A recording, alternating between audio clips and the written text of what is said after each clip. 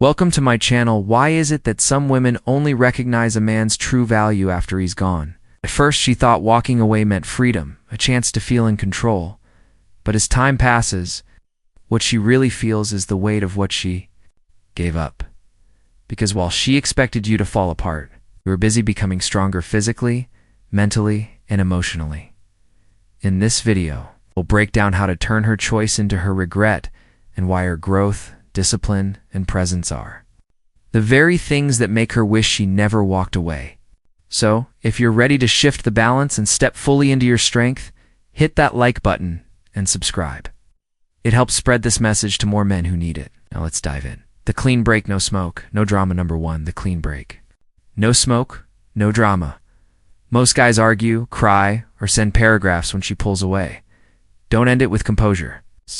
No drama, no games. Just clarity. That silence stings louder than any speech.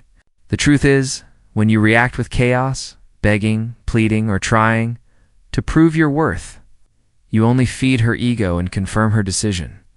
But when you walk away with calm dignity, you introduce something she didn't expect, the weight of your absence.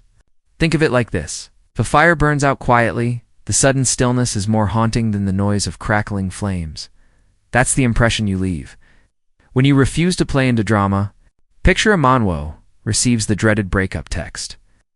I think we should stop seeing each other. Most men type back an essay filled with explanations, accusations, or desperate what-ifs. But the Stoic approach is different. He takes a breath, thanks her for the time they shared, then he goes silent. Days pass, and she expects to see him online. Maybe lurking, maybe posting sad quotes, maybe trying to mock a hard jealous, but nothing comes. Instead, he's living, he's moving, he's carrying on, slowly.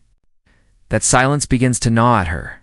It forces her to confront the possibility that she misjudged him, that he wasn't as dependent on her presence as she thought.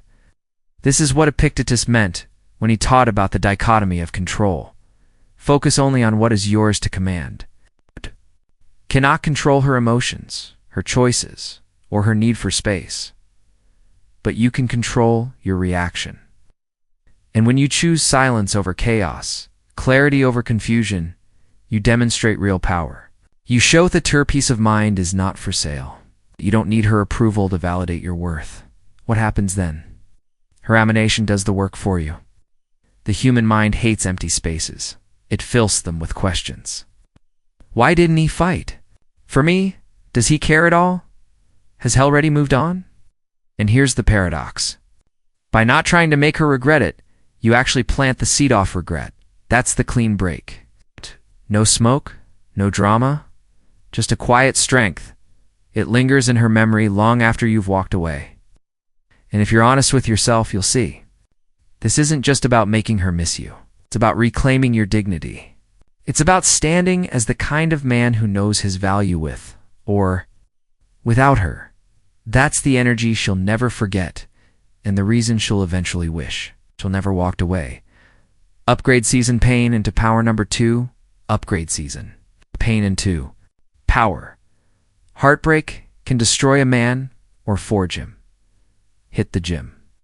Build skills, refine your style, elevate your finances, use the pain as fuel, Marcus Aurelius said. What stands in the way becomes the way. Her leaving isn't your downfall, it's your launch pad. But here's the thing. Most men don't realize pain is raw energy. It will either consume you or it will sculpt you into Somya Unrakagel in the best way possible. The difference lies in whether you choose to let the pain break you or you choose to turn it into momentum. Think about it. Every sleepless night, every unanswered question, every time you catch yourself staring at old photos, those are sparks. Most men waste them, drowning in alcohol, chasing rebounds, or numbing themselves with distractions. But the man who embraces Stoic discipline sees pain as a tool. He walks into the gym not just to build muscle, but to forge resilience. Each rep, each drop of sweat is a declaration. I will not let this loss define me. Imagine her scrolling through her feed weeks later, expecting to see you still sulking. Online will find you leaner, sharper, and more focused than ever. That image alone flips the script. And it's not just about looks. Upgrade season means salivating every part of your life. Maybe you've always wanted to learn a new skill, coding, public speaking, a language, or even martial arts. But you have the fire to actually pursue it. Maybe your finances were sloppy, and this is your chance to master budgeting, saving, and investing. Maybe your wardrobe was just good enough, and now you step out with style and confidence that commands attention. Aren't changes made to win her back? There are changes made to win yourself back. The Stoics believed adversity was a teacher. Seneca wrote that hardship tests a man's soul. The way fire tests gold, it burns away the weak parts and reveals what's pure. It's exactly what heartbreak offers you, a test, a furnace. If you accept it, you come out stronger, sharper, and more unshakable. If you run from it, you stay stuck in the ashes. Here's the beauty of it. When you focus on upgrading your life, regret becomes her problem, not yours. One day, she'll see the man you've become. And she realized she walked away from the best version of you she never got to experience. That's when the regret hits hardest. And by then, you'll be so far ahead that her opinion won't even matter. You won't just be surviving without her. You'll be thriving because of her absence. That's how pain becomes power.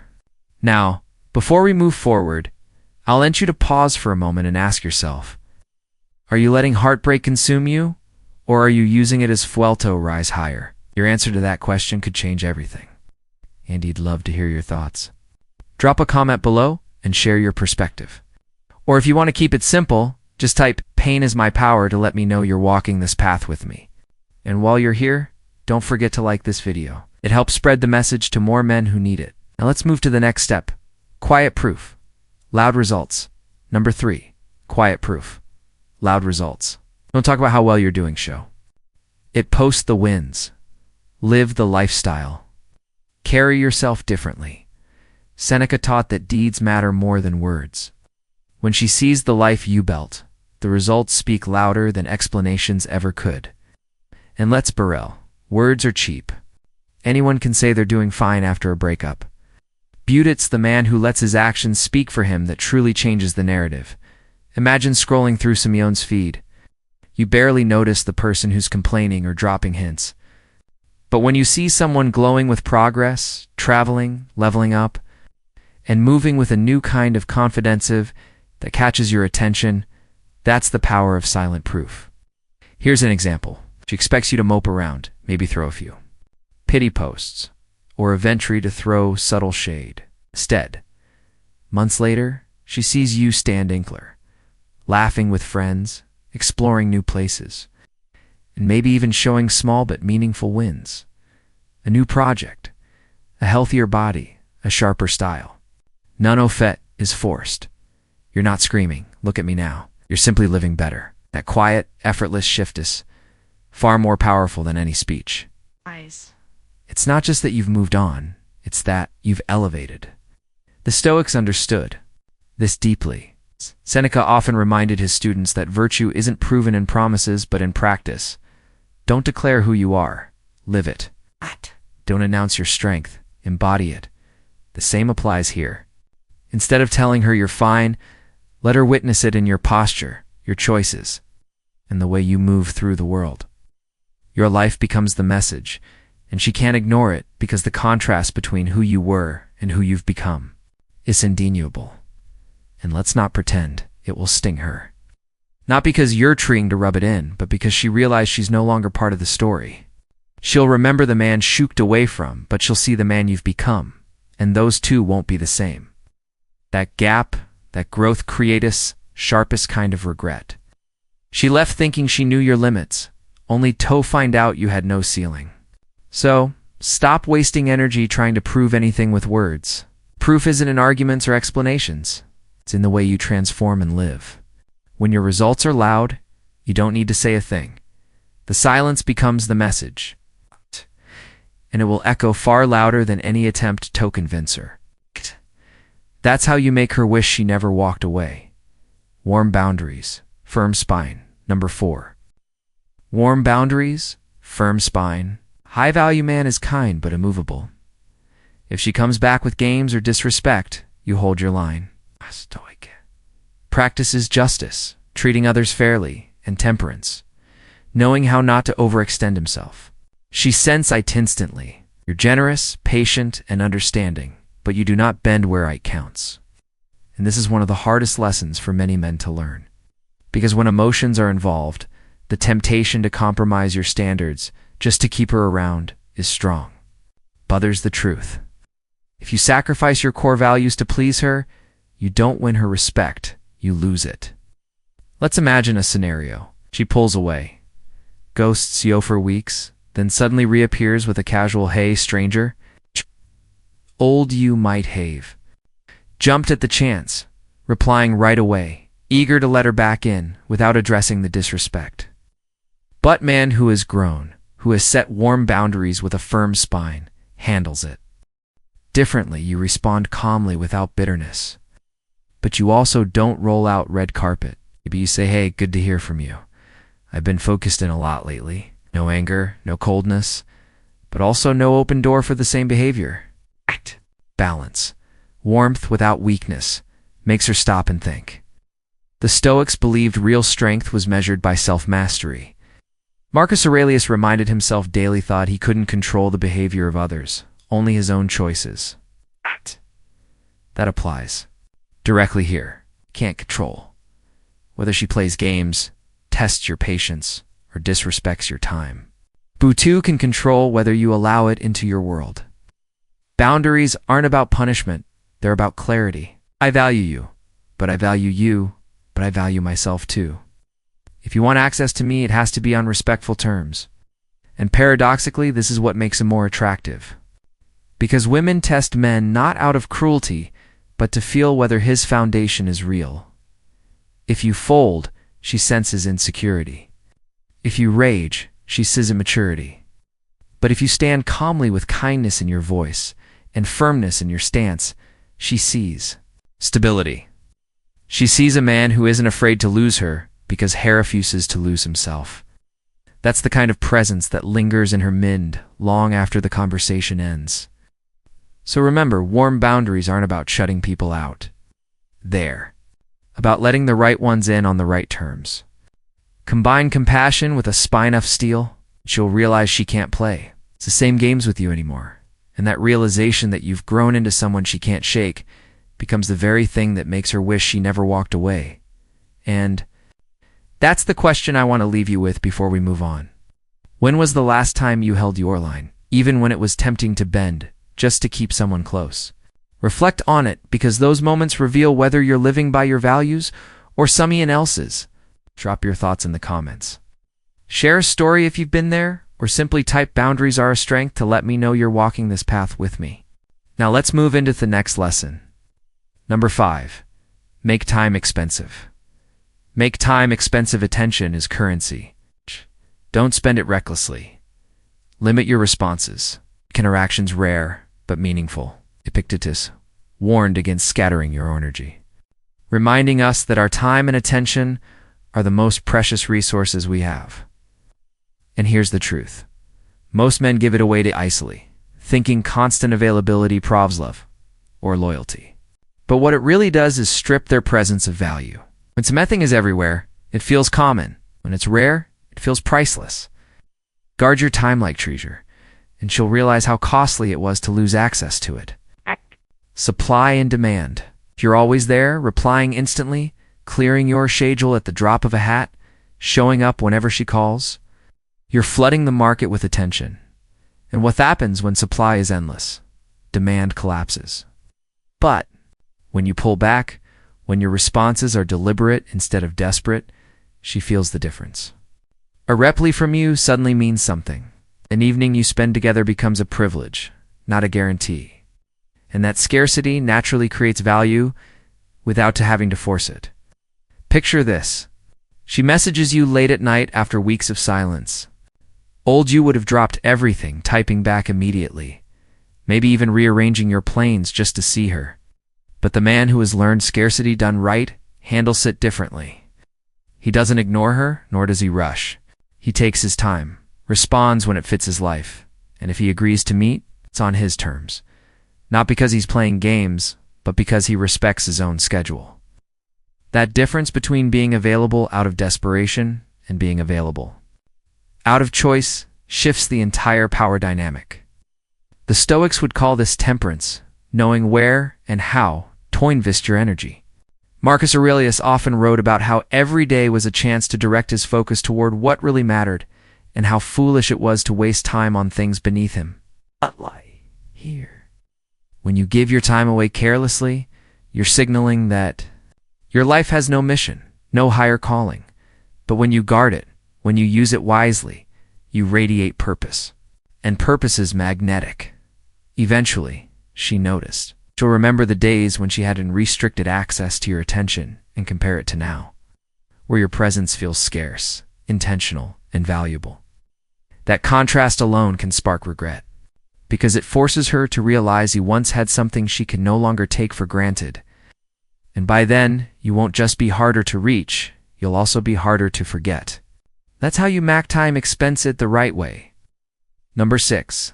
The pause that tilts the table. Imagine she tests you with sarcasm, a sharp tone, or worse, silence. That stretches just long enough to make your chest tighten. Most men react immediately. They snap back, defend themselves, or scramble to fill the silence because discomfort feels unbearable. But you pause. You breath, you let the moment sit without rushing to fix it. And when you finally respond, it's not from panic or pride, it's from clarity. Sometimes that means swearing calmly hours later. Sometimes it means not answering at all. That pause alone tilts the entire table because it proves one thing: you are not controlled by her moods. In most relationships, whoever controls the tempo controls the dynamic. If she pushes and you immediately push back, she sets the rhythm. If she goes quiet and you instantly flutter with messages, she owns the silence. But when you pause, you reclaim the tempo. Suddenly, she has to sit in her own words, her own test, her own silence, and wonder what's going on in your mind. That wondering is far more powerful than any rushed comeback you could ever give. Picture this in action. She sends you a bidding text like, "Wow, I guess you're too busy for me now." The instinct is to jump in, defend yourself, and prove you care. But instead, you set your phone down, finish your workout, make dinner, maybe even sleep on it. Hours later, you're up with a calm, "I've been focused on a lot lately. Let's catch up when it works." No anger, no defensiveness, just steady composure. That one line says more than a page of explanations. It says you're grounded, you're not desperate, and you refuse to be baited into drama. The Stoics had a word for this: prohorosis. It's the power to choose your response if there's a responsive emotion has passed. Epictetus taught that while you can't stop someone from testing you, you can control how you meet the test. That space, the pause, is where strength is forged. It's where you separate instinct from wisdom, impulse from principle. And here's the effect. When she sees that you don't react on command, her perception of you changes. You're no longer the man who dances to her tune. You're the man who moves at his own pace. That calm restraint makes her think twice before playing games, and it plants a seed of respect she can't ignore. More than that, it leaves her with a subtle ache because deep down she realizes she may have underestimated you. And that realization, the quiet awareness that she can't rattle you, becomes the very thing that makes her wish she never walked away. Mission greater than mood. Number 7. Mission greater than mood. Your life is built around purpose, not moods. Training, craft, goals, these don't pause for drama. Marcus Aurelius used into his days in duty, not desire. Reminding himself that he woke up each morning to serve a higher mission, not to indulge fleeting emotions, and harass reality. When a man lives by mission, not by mood, he becomes essential. His energy doesn't swing based on whether she texts back, whether she's affectionate today or distant tomorrow. He's steady because his compass points towards something bigger than her approval. Paradoxically, that very steadiness is what draws her back into his orbit. Let's break this down. Most men let a woman's mood dictate their own. She's cold, they panic. She's warm, they relax. If she pulls away, they chase. Their entire emotional state orbits around her, and in doing so, they hand her all the power. But the man of mission operates testarantly. His training doesn't stop because she's upset. His work doesn't lose focus because she's testing him. His goals don't get paused because she's giving him silence. He keeps moving forward, grounded in what matters most: his craft, his health, his growth, his legacy. Imagine she pulls back, expecting you to spiral to beg foreign wars. But instead, you're up at 6 a.m. hitting the gym, learning a new skill, building a business, or pushing forward in your career. She checks your social media, expecting passive-aggressive posts or sad quotes. Butte instead sees you progressing, focused, consistent, moving with quiet intensity. She realizes she doesn't have the power she thought she had. It shifts everything. The Stoics would call this alignment with nature, living in harmony with what is within your control and refusing to be ruled by external whims. Seneca once wrote that to be everywhere is to be nowhere. That means scattering yourself a cruise. Other people's moods and demands robs you of focus. But when you harness your attention, when you build your days around what's lasting and meaningful, you radiate gravity. You stop chasing and start attracting. And here's the twist. Women are drawn to men who have a center of gravity stronger than their own emotions. A mission makes you Thatman. It makes her feel the pull even when she's far away, because when chases, you orbiting something greater than her, your discipline, your vision, your purpose, she realizes she's not the axis of your world. Oddly enough, that's when she wants to be pulled back into it. That's when regret creeps in, because remembers the man she left was good, but the man you've become is untouchable. Think about this for a moment. Are you living by moods or by mission? One will keep you stuck in cycles of reaction. The other will pull you forward no matter who stays or leaves. A Stoic doesn't let fleeting emotions steer the course. He builds from a place of clarity and discipline. Now, I want to hear from you. What's one area of your life where you could shift from mood to mission? Drop your thoughts in the comments below. Or if you want to keep it simple, just type mission over mood. Reflection might be the spark another man needs to hear. Number 8. New orbit. New gravity. New gravity. New gravity. Expand your circle. Mentors, peers who challenge you, women who admire your discipline. This isn't about flexing. It's about leveling up your environment. A man's orbit is defined by who surrounds him. And when you elevate the people in your life, you inevitably elevate yourself. The truth is, we often underestimate how much our circle shapes us. If you spend time around those who settle, complain, or indulge in mediocrity, you'll get pulled into that orbit. But if you surround yourself with ambitious peers, wise mentors, and even women who respect and admire your discipline, you create a new gravity. One that naturally pulls others, including her, to take notice. Picture this. Before the breakup, your life revolved mostly around her. Plans, energy, even goals, everything bent around her mood. But after she leaves, you decide to expand your universe. You join a mastermind group. Start training with people who are stronger and more focused than you, or network with Thasu who are further along the path you want to walk. You enter rooms that challenge you instead of comfort you. At first, it's uncomfortable. You're the smallest fish in a bigger pond. But that discomfort is exactly what forges growth.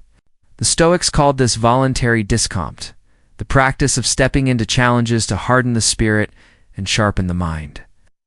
Seneca himself would practice sleeping on the floor or eating plain food to remind himself that he could handle difficulty.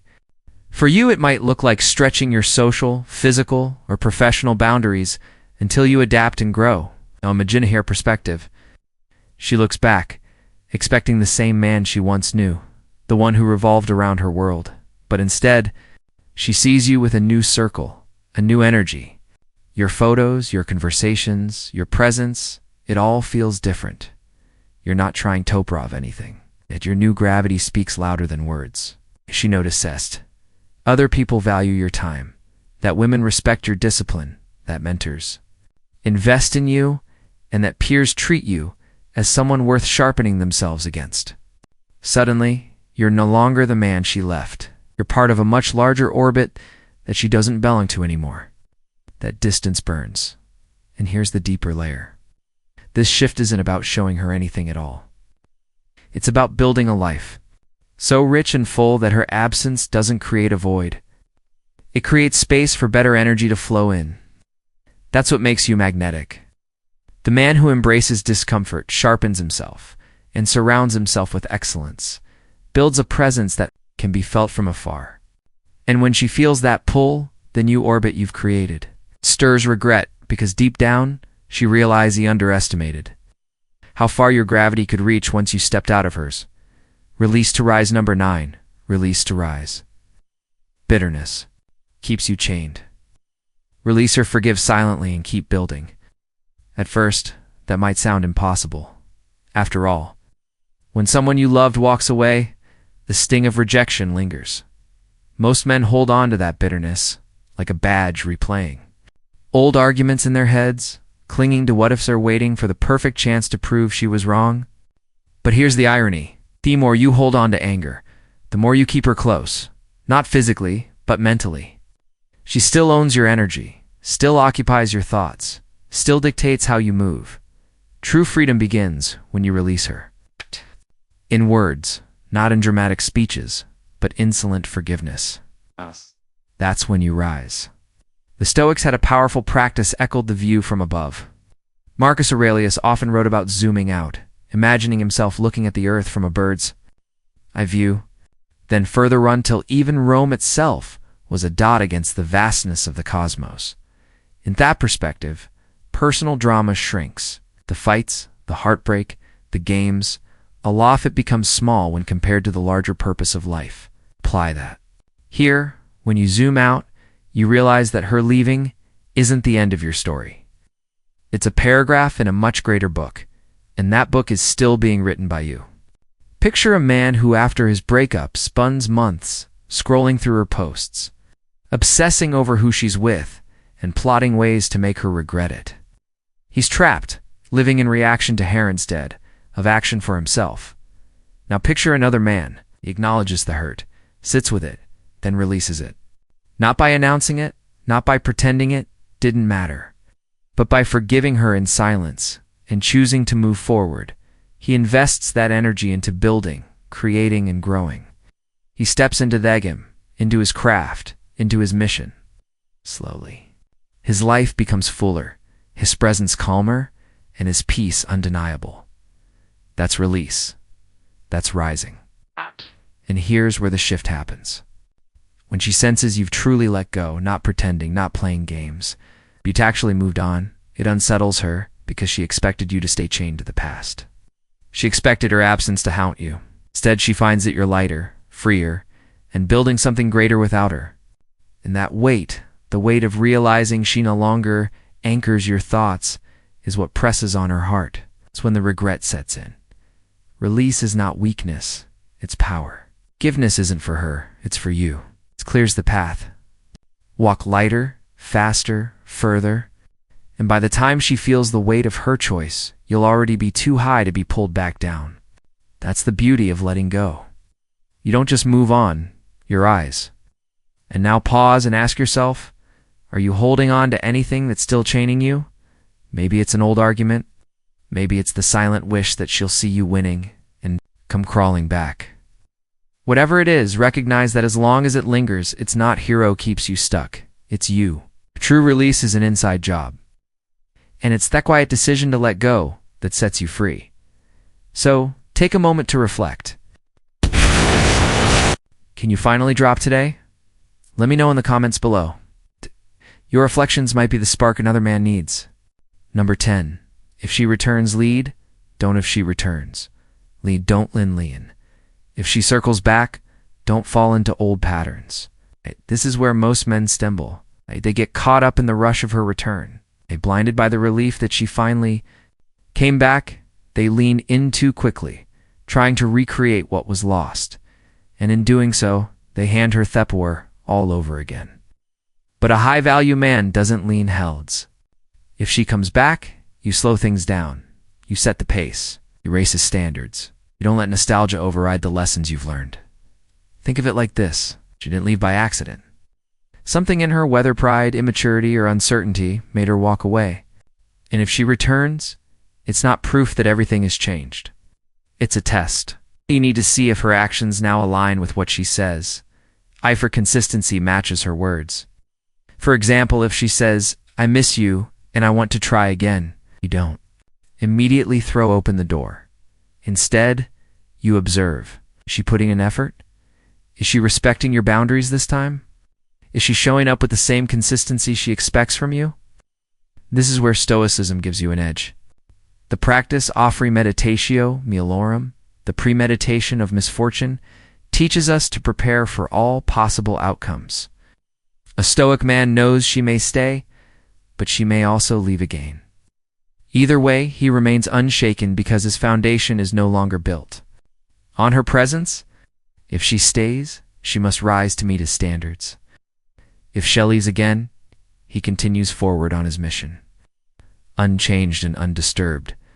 That's the power of being anchored in yourself. Picture her trying to rekindle things, expecting the old version, few, the man who would chase, overinvest, and bend to her moods. Instead, she finds someone different. She finds a man who takes his time, who listens but doesn't rush, who treats her relationship not as a prize he's desperate to win back, but as a possibility that must earn its place in his life.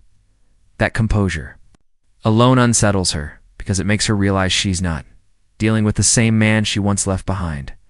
And here's the secret. Whether she stays or not, you win, because your power doesn't come from her decision. It comes from your discipline. You're no longer a man waiting to be chosen. You're a man who chooses. And that shift, the quiet authority of a man who leads instead of leans, is exactly why she'll never forget you. When you show her that you don't need her to remain whole, she will feel the weight of her choice more than ever. If she regrets walking away, it won't be because of what you said. It'll be because of who you've become. And that, conclusion breather, is the truth. When you choose calm over chaos, growth over desperation, and purpose over pleading, you stop being just another man she once knew. You become the man she remembers, the man whose silence carries more weight than any words. Whether she regrets walking away or not is no longer your concern, because by then, you'll be too focused on building a life she no longer has access to. That's the real power. That's the Stoic path. If this video gave you something to think about, even just one perspective that hit home, go ahead and tap that like button. Drop a comment below and share which parts spoke to you the most. Or simply type, "My silence is power to let me know woo-hor walking this path with me." Then don't forget, there are more videos on screen right now to help you keep growing stronger, calmer, and unshakable. Click one and keep leveling up.